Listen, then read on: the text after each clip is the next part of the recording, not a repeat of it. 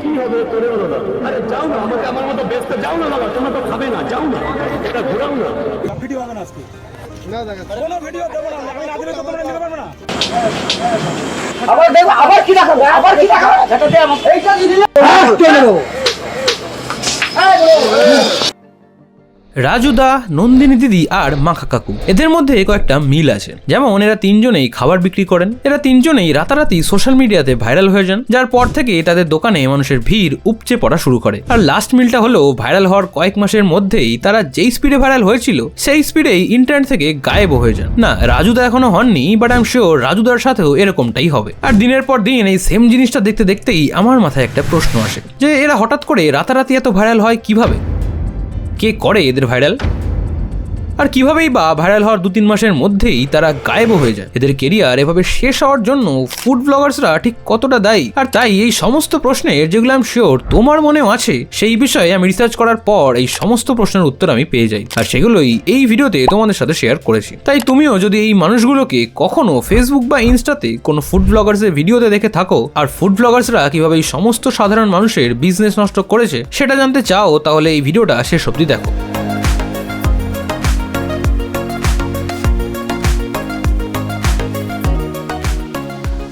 এই ভিডিওতে আমি মূলত 3 জনের এক্সাম্পল দেব যারা ফুড ব্লগিং এর ডার্ক সাইডের শিকার হয়েছেন, যার মধ্যে প্রথমজন হলেন মাখা কাকু, যে একসময় সবজি, ঘাস, পাতা সব মেখে দিয়ে রাতারাতি ভাইরাল হন, বাট বর্তমানে সোশ্যাল মিডিয়াতে তাকে আতশ কাজ দিয়ে খুঁজলেও আর পাওয়া যায় না। এটা ছিল ফুড ব্লগিং এর শিকারের থার্ড এবং ফাইনাল স্টেজ। এর পরের জন হলেন নন্দিনী দিদি, যিনি রিসেন্টলি ফুড ব্লগার্সদের নয়নের মণি ছিলেন, বাট বর্তমানে তার নতুন দোকানে ফুড ব্লগার্স ছাড়া আর 2-1 কাস্টমার ছাড়া কাউকেই দেখা যায় না। এসব দেখে এটাই মনে হয় সে যেন ছোট ফুড ব্লগার্সদের দিয়ে আবার তার বিজনেসটাকে রিভাইভ করার চেষ্টা করছে, কারণ তার বিজনেসের অবস্থাও খুব একটা ভালো না। এটা ছিল ফুড ব্লগিং এর শিকারের সেকেন্ড স্টেজ। আর ফার্স্ট স্টেজে যিনি আছেন তিনি হলেন বর্তমানে ফুড ব্লগার্সদের নয়নের মণি রাজুদা, যার সাথে আই এম শিওর ফিউচারে এই সেকেন্ড আর থার্ড স্টেজটাও হতে চলেছে। চলো তাহলে জেনে নিই যে এরা রাতারাতি ভাইরাল হয় কিভাবে, আর কে বা কারা করে এদের ভাইরাল করার পেছনে তাদের আসল উদ্দেশ্যটাই বা কি থাকে। এটা জানতে হলেই আমাদের এই 3 জনের ভাইরাল হওয়ার আগের কাহিনীটা জানতে হবে, যেখানে মাখা কাকু হাবড়ার একটি স্কুলের সামনে তার ছোট্ট একটা গাড়ি করে একটা দোকান চালাতেন। ওই সবার স্কুলের সামনে যেরকম একটা খাবারের গাড়ি নিয়ে দাঁড়িয়ে থাকে, সেরকম একটা গাড়ি করেই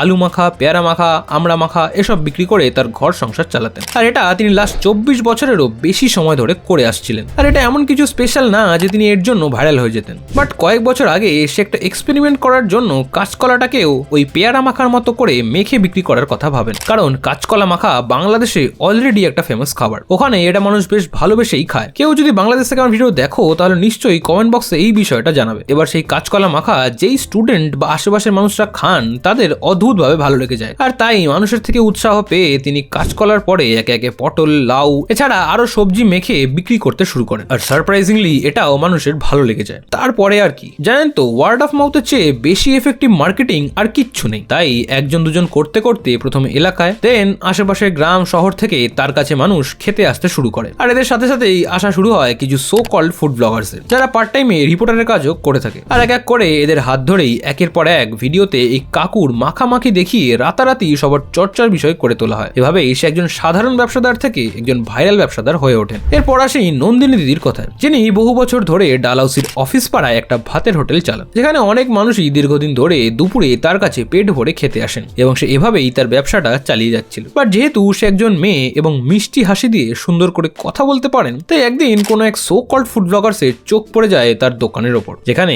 সে দেখে কম দামে ভালো খাবারের সাথে সাথে মিষ্টি হাসিও পাওয়া যাচ্ছে। আর সেই থেকে সেই ওয়ার্ড অফ মাউথ থেকে স্টার্টিং হয়। আর একের পর এক ফুড ব্লগার এসে দিনরাত শুধু তাকে নিয়ে ভিডিও বানানোর ফলেই সে রাতারাতি খবরের শিরোনামে উঠে আসেন, যেখানে সমস্ত ইউটিউব ভিডিওতে তাকে নিয়ে কথা বলা শুরু হয়, তাকে নিয়ে বিভিন্ন নিউজ আর্টিকেল বের হয়। ইভেন সে দিদি নাম্বার 1-এও পৌঁছে যায়, কারণ সে একজন শিক্ষিত মেয়ে হয়েও কিভাবে ভাতের হোটেল চালাচ্ছিল এটাই তার ফেমাস হওয়ার মূল কারণ ছিল।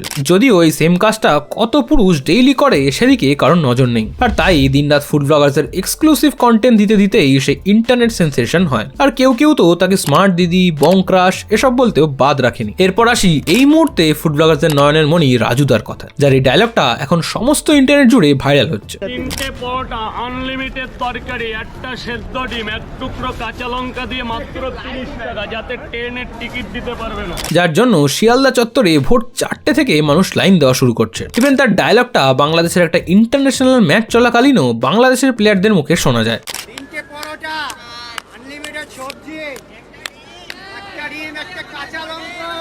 রাজুদা বেশ কয়েক বছর ধরে সারা রাত জেগে 400 পরোটা আর তরকারি বানিয়ে তারপর সেটা নিয়ে ভোর 3টে ট্রেন ধরে শিয়ালদাতে আসে। এবং যেহেতু শিয়ালদাতে অনেক রকম পাইকারি মার্কেট রয়েছে আর ভোরবেলা থেকেই সেই পাইকারি মার্কেটগুলোর জন্য সেখানে লোকজনের ভিড় বাড়তে শুরু করে, তাই সেই মানুষগুলোর কেনা বেচার সময় তাদের ব্রেকফাস্টের অপশন হিসেবে সেই পরোটা বেচা শুরু করে। শুরু থেকে অল্প অল্প করে আস্তে আস্তে 400 পরোটা পার ডে বেচতে শুরু করে সে। আর গোটা শিয়ালদাতে সেই কিন্তু একমাত্র পরোটা বিক্রেতা নয়, এই রাজুদার মতো বা তার থেকে অনেক বেশি পরোটা ডেইলি বেচে এরকম লোকও আছে সেখানে। প্রথমে এসে রাস্তার ওপর বসতে শুরু করে, বাট তারপর বিভিন্ন অবজেকশন, অ্যালিগেশন এসব থাকায় সে কোথায় বসবে এটাই যখন বুঝতে পারছিল না, তখন তাকে এক দোকানের মালিক তার দোকানের সামনে বসার সুযোগ করে দেয়। আর সেই থেকেই তার ফেমাস হওয়ার গল্প শুরু হয়। এতদূর শোনার পর তোমার মনে প্রশ্ন আসতেই পারে যে এটা তো খুব ভালো কথা যে ফুড ব্লগার্সরা গরিব বা লোকাল দোকানগুলোকেও কভার করছে, যার ফলেই তারাও এত এত কাস্টমার পাচ্ছে। হ্যাঁ, এটা ঠিকই যে ফুড ব্লগার্সরা সাধারণ দোকানদেরও কভার করে আর তাদের নতুন নতুন কাস্টমার পেতেও সাহায্য করে। বাট এই হেল্পের সাথে সাথে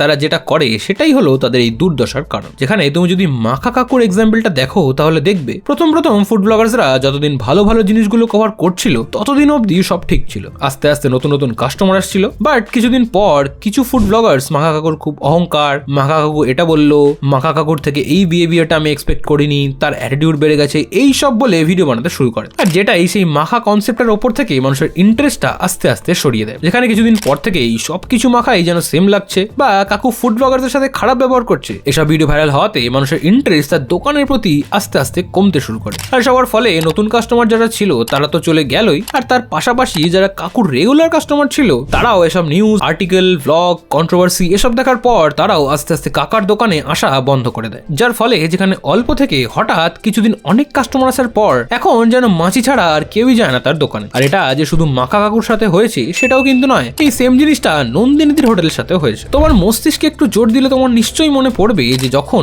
নতুন নতুন নন্দিনী দিদি ভাইরাল হয় তখন সব ফুড ব্লগার্সরা তার প্রশংসায় পঞ্চমুখ হয়ে যায়। বাট যতই দিন যায় আর ব্লগার্সরা দেখে যে সেম জিনিস আর লোকে দেখছে না, তখন শুরু হয় কিছু কন্ট্রোভার্সি, যে দিদি বাবাকে মারধর করছে, খাবারও অতটা ভালো না, দিদির অ্যাটিটিউড অনেক বেশি, মুখের কথাবার্তা ভালো না, এসব। আর এসব করতে করতে যখন পজিটিভ পাবলিসিটি থেকে যখন নেগেটিভ পাবলিসিটি বেশি হয়ে যায় তখনই সেই ভাইরাল ব্যক্তিটি গায়েব হওয়া শুরু করে। বাট এই সব কিছুর আজ যেন নন্দিনীদি আগে থেকেই পেয়েছিল, তাই এই দোকানটার পাশাপাশি সল্টলেকে আর একটা নতুন দোকান খুলেছে। আর সেই কারণেই এখনো অল্প হলেও সে রেলিভেন্ট রয়েছে। যদিও মাঝে মাঝে এরকম কিছু ব্লগ দেখি যেখানে লেখা নন্দিনীদির হোটেলে আর লোক যাচ্ছে না, তার নতুন দোকানের খাবার কোয়ালিটির অবস্থা খারাপ। আর এসব দেখার পর আমি শিওর সদ্য ভাইরাল হওয়া রাজুদার সাথেও এরকমটা হতে চলেছে, কারণ এখন রাজুদা সমস্ত ফুড ব্লগারদের নয়নের মণি। সে যেটা বলছে সেটাই ভাইরাল হয়ে যাচ্ছে, ডিমকে অন্য কিছু বললে সেটাও ভাইরাল। আজকের জন্য নেই, 2-4 দিনের মধ্যে এসে যাবে।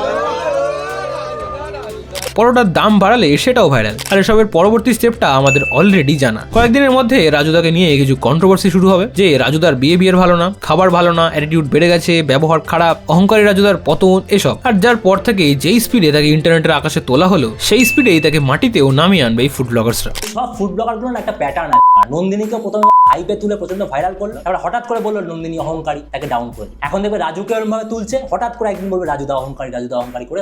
কই আমি তো আজকে 12 দিন ঘরে বসেছিলাম, কোনো ফুড ব্লগার তো একটা ফোন করনি যে তোমার কি দিন চলছে। আর এটাই ফুড ব্লগার্সদের ডার্ক সাইড বলে আমার মনে হয়, কারণ ফুড ব্লগার্সরা এদের দোকানে আসার আগে বা তাদের কভার করার আগেও এই তিনজনের দোকানের বিক্রি যে একদম হচ্ছিল না সেটাও কিন্তু নয়। এই তিনজনে পেট চালানোর মতো রোজগার করতো, কোনোদিন কম কোনোদিন বেশি। আর তুমি যদি একটু ভালোভাবে খেয়াল করো তাহলে দেখবে তারা কিন্তু তাদের খাবারের কোয়ালিটির জন্য ভাইরাল হয়নি। যদি কোয়ালিটির জন্য কেউ ভাইরাল হয়ে থাকে সেটা হলো দাদা বৌদি বা ডি বাপি। আর সেই জন্যই সেখানে গিয়ে যদি কোনো ফুড ব্লগার তাদের ইচ্ছা করেও খারাপ বলে তারপরেও তাদের কিছু এসে যায় না, উল্টে তারা একটা একটা করে নতুন ফ্লোর আর একটা একটা করে নতুন আউটলেট খুলেই চলেছে। আর এই রাজুদা, নন্দিনীদি বা মাখা কাকু এরা ভাইরাল হয়েছিল বেসিক্যালি তার ইউনিকনেসের জন্য, যেখানে মাখা কাকু বিভিন্ন সবজি অনায়াসে মেখে দিত। আর সব বাংলার মানুষ আগে কখনো দেখেনি বা শোনেনি। কিংবা রাজুদার সেই ফেমাস ডায়লগ, সেটার জন্যই সে এত ফেমাস, কারণ সেই চত্বরে আরো অনেকে রাজুদার মতোই পরোটা বেচে, বরং রাজুদার 400 পিসের তুলনায় বাকিরা আরো বেশি পরিমাণে বেচে। বাট রাজুদার এই কথা বলার ধরন, তার ইনোসেন্স বা তার সিধে সাথে স্বভাব এসবই তাকে ফেমাস বানিয়েছে। কারণ তুমি যদি ভাইরাল দোকানগুলোর খাবার খাও